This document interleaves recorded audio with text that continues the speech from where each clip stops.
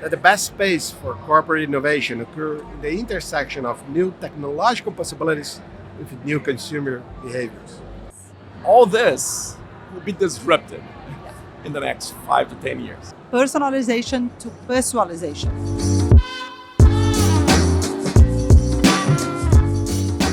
Hello, everyone. This is the Humans of Digital podcast. My name is Paula. I'm CEO of Box 1824, and I'm glad to be here with our CEO, Cesar and Bruno Guicardi, US President of CI&T. We are going to talk today about the future of working with AI, the challenges and opportunities for large companies, of course, thinking about the ethical and the social responsibility barriers, as well as emerging trends in AI that will impact corporations in the coming years. First of all, we are so happy to be here at Web Summit Rio in a booth in the middle of the pavilion, like really next to the stage 8. So super glad to be here. Bruno will talk a few hours later, as am I, and about a lot of things that we are thinking of. And I'm really glad to be here with you both to talk about how will AI impact the corporate world. My name is Paula Englert. I'm CEO at Box 1824. I'm here with Cesar CEO of CI&T, and here with Bruno Guicardi, President of CI&T in the US. So just for the beginning, to warm up this conversation, Bruno and Cesar, what do you think that represents hosting an event like Web Summit in Rio and putting Brazil in the map, and of course in the Latin America map also, thinking about this technology development and environment that is so important for us? Thank you, Paula. It's really amazing to be here. Thank you for having us today. I'm very thrilled to be in the second edition of Web Summit in Rio. I've been saying that I believe that if the city continued this initiative, not for 2 or 3 years, but for a decade, there is a real possibility that we change the landscape and really change the city's possibilities around technology and innovation. But of course, Web Summit only is not enough. You need to articulate all the stakeholders to create a real innovation ecosystem. But I think is a good start, and I'm thrilled that the cities continue in this path. What do you think, Bruno? Really excited to be here today. This event is amazing. Really happy to be here, and I think it's a great opportunity for Rio, for Latin America. I think to portray what's happening in the region. I think there's such an amazing amount of innovation coming out of the region that can be, a lighthouse, can be, really something to show around the world. If you look at the innovations in financial services and payments that's going on in Brazil and Latin America, is actually, it's top of the world. It's best in class worldwide. I think just providing visibility to what's going on in the ecosystem here. I think it's a great thing for Rio, for Brazil, and for Latin America, and I'm happy to contribute. Yeah, and it's great to see this the world seeing Latin America and the global South also as this really important place that it's not only consuming and importing what is being built up around the globe, but also being a hub for innovation and technology. Exactly. Yes, I'm saying that Rio can continue to be amazingly beautiful, but also turn to a tech rebel. Yeah. For innovation. Being this a fantastic place to be and also a tech hub is going to be like unbeatable. So just for us to begin, Cesar, I know you wrote an article that it was like amazing. I think almost now a year ago, that it was about software is eating the world, AI is changing the menu. So talking about this AI layer, how do you think this will change? And of course, it's already changing the repertoire and everything that is related to companies about what we will face, like this change of the way we work, the way we do business, the way we study. I think this new technology that it's Gen AI, of course, not only AI, that will tackle everything that as we know. And what do you think it's beginning to happen, and how you felt this change of knowledge inside the companies and the clients and the society? There's a lot of questions, Paula. I will start by saying that I think by now it's very clear that we are on the verge of probably the most disruptive moment in the history of computers on Earth. And if you look, of course, there is a lot of hype surrounding AI, leading to misconceptions, inflating expectations. But if we remove all the hype, I think we are in front of a very transformative technology, general purpose technology that has the potential to impact every single industry and aspect of human life. So, and the challenge for us humans, I think there's an empirical fact that we tend to overestimate the change that will occur in the next 2 years, but radically underestimate the change that will occur in the next 10. So the trap for all of us is in action. We need to understand how this technology will mature and how we as society will adapt, and then analyze scenarios for how to position business and the society as a whole. So I think we are in front of a lot of challenges, but a huge opportunity to really transform the world. We can talk more about this. Yeah. And Bruno, we know AI, of course, opens up a big set of new opportunities for humanity.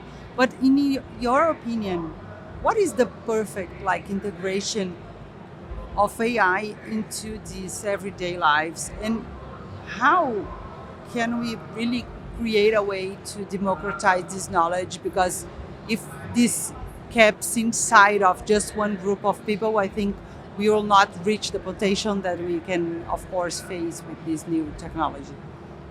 I have a lot of concerns of how we're going to democratize it. I think, of course, the whole Gen AI phenomenon got to be noticed because of ChatGPT and just one product, but we have dozens of other initiatives going on there. We have open source models that will certainly provide access for people that want to take advantage of this technology. So I don't think there will be a lack of options of how to use it. And so there'll be a lot of shades and a lot of large language models there available for people to use and tap into.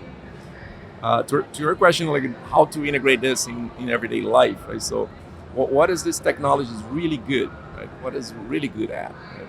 It is into shared knowledge, right?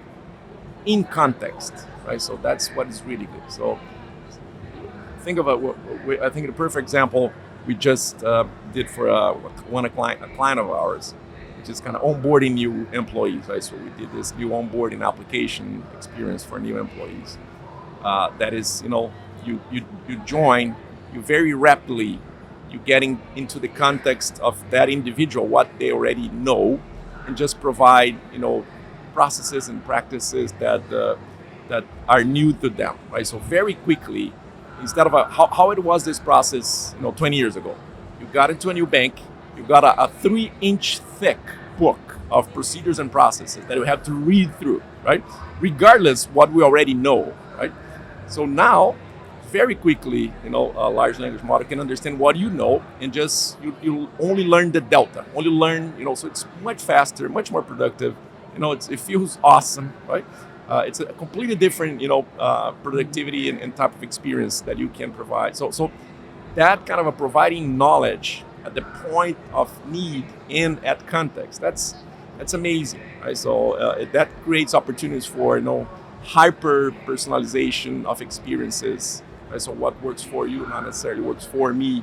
Right? So that creates just a range of new experiences and new opportunities that will be created for individuals and for business.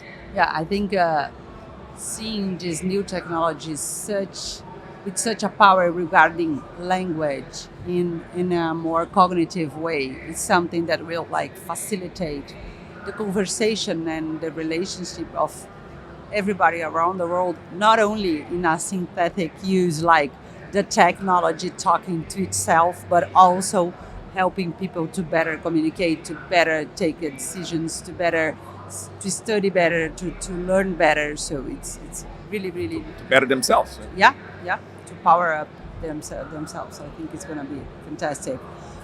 What we see at Box studying this deeply in the last 18 months is that we are really in the dawn of the new revolution. We are calling this the creative revolution. So not being past and CI&T being such an important company inside the digital revolution. How you guys see nowadays, and I think this is a good question for both of you, what will be the main challenges of companies inside of this new environment? Not only, of course, thinking, I think we call it at Box the building born companies that are the ones that has born and being big inside of the industrial revolution. Then the cloud-born companies, the ones that have been relevant and really changed the world inside of the digital revolution.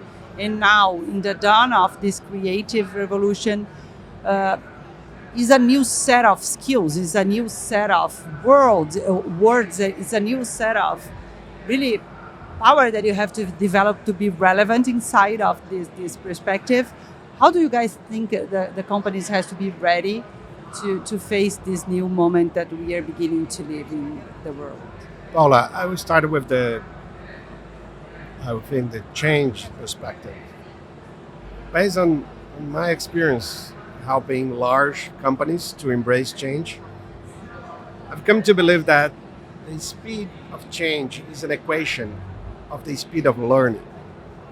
So, and this happens at the personal level and the corporate level. So, and when you think what is there to learn, I think to answer that question, it's important to recognize that the best space for corporate innovation occur in the intersection of new technological possibilities with new consumer behaviors.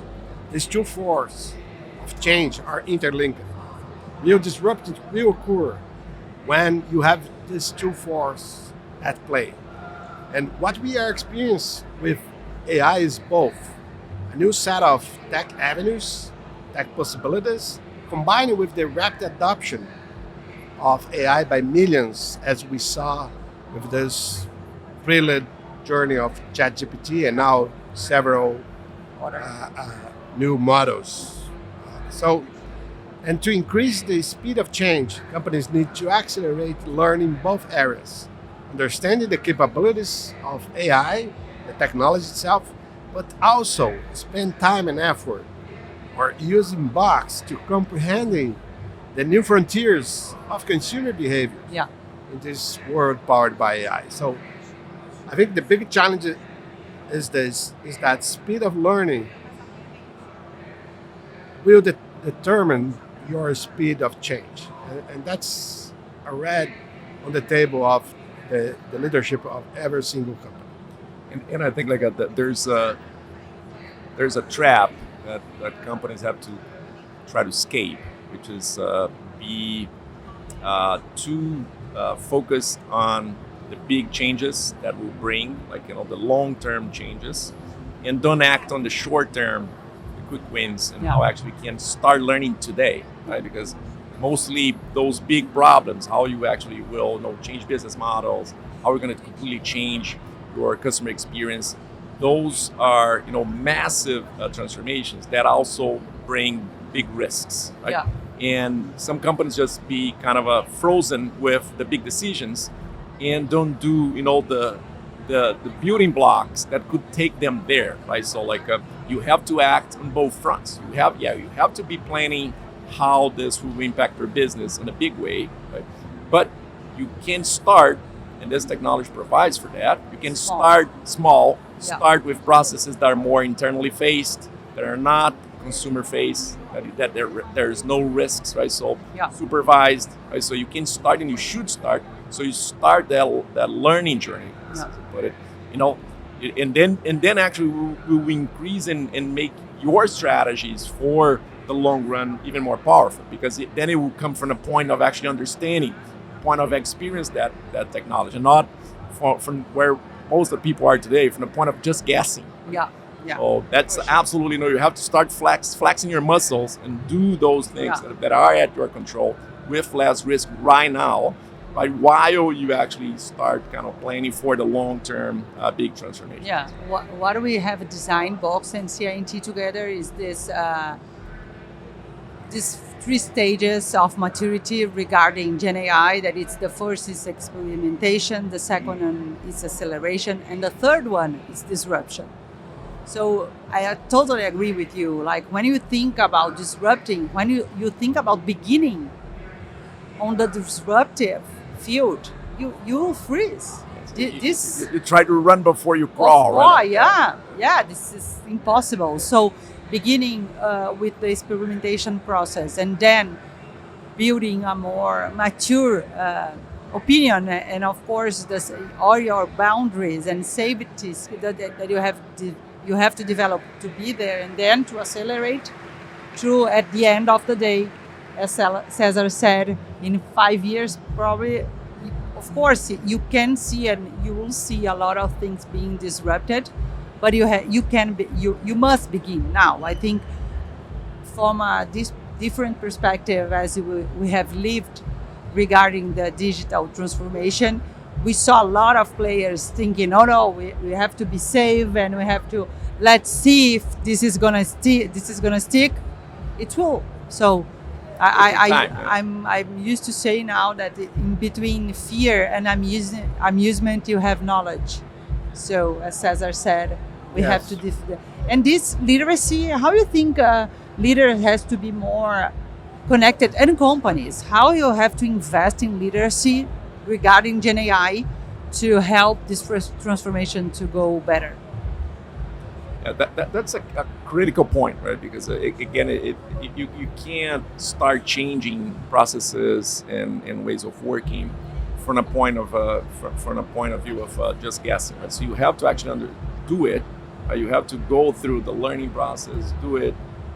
So then you kind of you realize, and most of what we realize in this journey, certainly longer, it's actually that the biggest impact will come from actually change the way you work, right? So that's one sort of technology that is the biggest impact comes after you understand, how it works, and then it influences the way you think, right? So then you kind of you refactor processes to actually take advantage of that, right? So, but it's not like trying to adapt the technology to your, automating small steps of your work. It's actually thinking differently about your work and how to leverage that. So then it's kind of then where the 2x, 3x, 5x impact comes from. Paula, I have a bold line about the future in AI, and I'm saying that in a few decades, the disparity between current and future jobs will be as vast as comparing medieval occupations with our contemporary way of work. So, as leaders, I think it's inescapable that we prepare ourselves to such a new world. Yes. So, and it's a very common question I receive from executives, and I have a kind of a framework or a threefold answer for that. How we prepare ourselves for this new work. I think the first is to be a hungry student. So dedicated quality time to reading and listening deeply about this topic. The second is to be a diligent and creative user. So finds a way to incorporate AI in our daily routine as a user. And finally, be a mental business strategist. So exercise your synapses to figure out how AI will change several aspects of the corporate world and our life. So, and additionally, if you are an engineer or a similar, or even a rusty one like me, I also recommend you get back coding in this new Yes. world. I don't know, it's gonna help, but you're gonna enjoy a lot. Cesar, just hearing you out and thinking about what Bruno just said, I think if we are thinking about someone that it's already inside the tech world, so it's a CTO or is inside of that part of the company, I think listening to you is going to be like way easier to be like a student and then use it, and then of course if you go coding, and of course being able to recreate the way you think, that it's recreating Yeah. the way Yes. you do the synapses is super challenging. So, and I think when we are a leader that it's already a CEO or a VP, we are used to be more aware of the real deal of the job. We are like in a decision maker moment in life. So be back to study and be back to use a new technology. Maybe it's something that they have never done. So I think this is a bold invitation. So just if you can, and you guys being so close to, That's this a environment, great point, Paula, because I think it's a challenge, like a Yeah. huge challenge. yeah, and it's a great, new it's a great, mindset. it's a great disruption, right? Because what it is, you think of what the corporate world has learned to do in this 150 years, is to structure work in all specializations, to kind of make work very, in hierarchies, like a lot of things that we invented to control work, right? Yes. All this will be disrupted in the next 5 to 10 years. Yeah. Right? So the work, the productivity, like the flow of the knowledge, we have a completely different speed, right? So probably things that are done by a team of 50 people will be done by a team of 2 or 3. Yeah. So the work of the leader, which was just to structure work and make sure work was flowing through all the To keep the pace functions and, yeah. and the specialities, all this may go away. So like if there's the closeness to actually the leaders, to actually what the real work is, it's absolutely critical to actually to keep themselves relevant in this Yeah. future. And Cesar, just to leverage one stage further, and the boards, how the boards of the companies can be like talking about this whole new Yeah. life and environment, if they are in many ways super away from what is truly going on. Yeah, well, I think now surprisingly, I see artificial intelligence as a very important topic being discussed in the board of large corporations. It's kind of different from the first chapter of the digital revolution, where it took a lot of years for digital to really get the status of being considered strategic. But AI I think, is different. I think probably because there is a recall for the first chapter where companies delayed to action and paid the price. Now I see, I would say, a higher sense of urgency regarding the opportunities and risks of this disruption. So, but of course, AI is not a simple matter to understand. So I think there is a lot of need for the boards to interact with the CEO, with the executives, to understand what is the current level of awareness inside the company, what the competitors are doing, and then help the team to strategize around the opportunities and how to mitigate the risks of this disruption. So I think it's, of course, there's different stages, depends on the culture and this, even the segment, the vertical segment of each company. But I think what I see is everyone starting to grasp what is there in terms of opportunities and risks. That is good news, but the challenge is huge because it's a moving target. Every single week we have dozens of novelties, and the evolution is not clear. Again, the technology is maturing, the consumers, we don't know yet how exactly the consumers will react to such a disruption. So there's a lot of to be figured out in the years to come.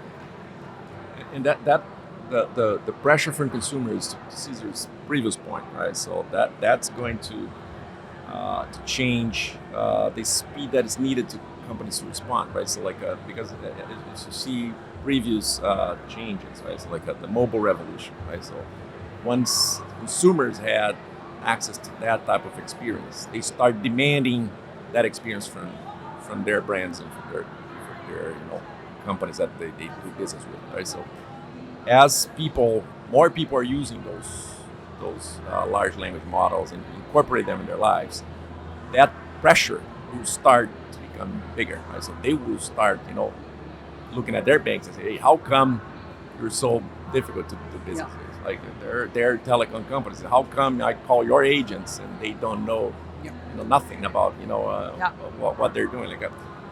How can you provide that type of experience that I have here with all those other apps, right? So that will create pressure for companies to respond at a different speed, right? We're not there yet, but as those apps and those experiences they progress, we're gonna see that pressure building up and forcing all the more traditional companies to move, or be an open up window opportunity for new disruptors to come in and own the last mile on that.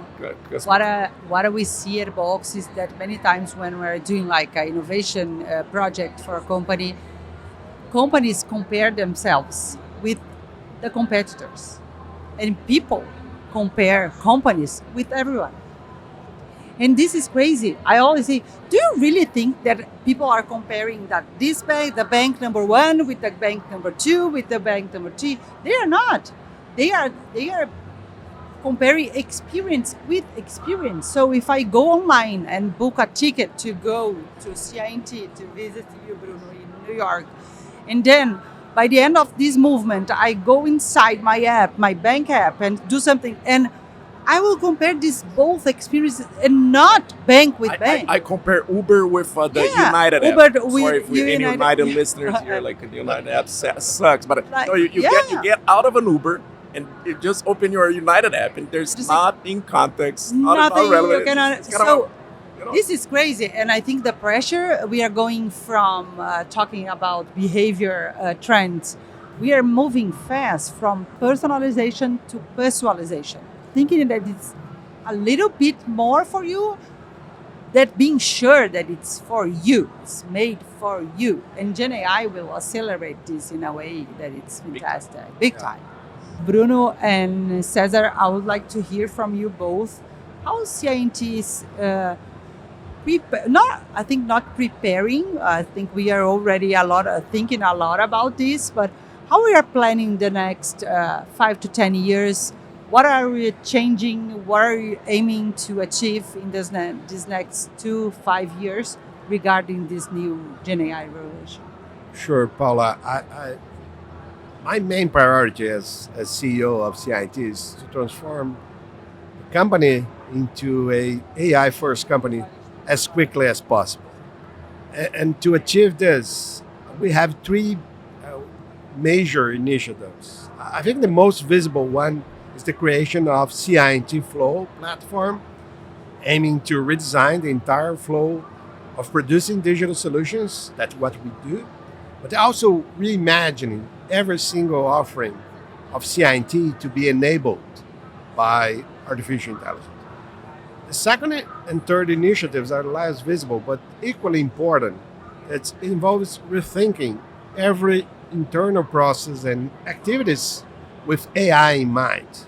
So, and finally, the third initiatives is individual, aimed to help each CI&T to become a AI-boosted professional. So, I think this journey is going to happen in the business level as we transform CI&T in an AI-first company.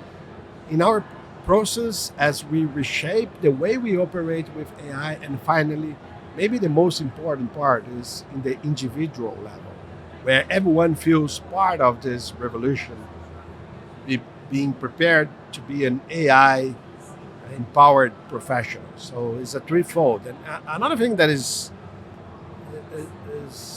I think very nice about this moment, that we are sharing what we are learning with our clients and learning a lot from them, because this transformation is inevitable for everyone. So it is a very It's a good collective moment of journey. collectively learning and transform this in a very, I would say, insightful way to prepare CI&T and our customers to the future.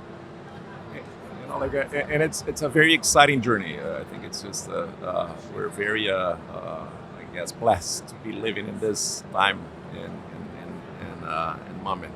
It's we already, with all the investments that Cesar mentioned, we already seeing tremendous impact. We're seeing 2x productivity gains and speed and the building of digital experiences, and we think this will just accelerate.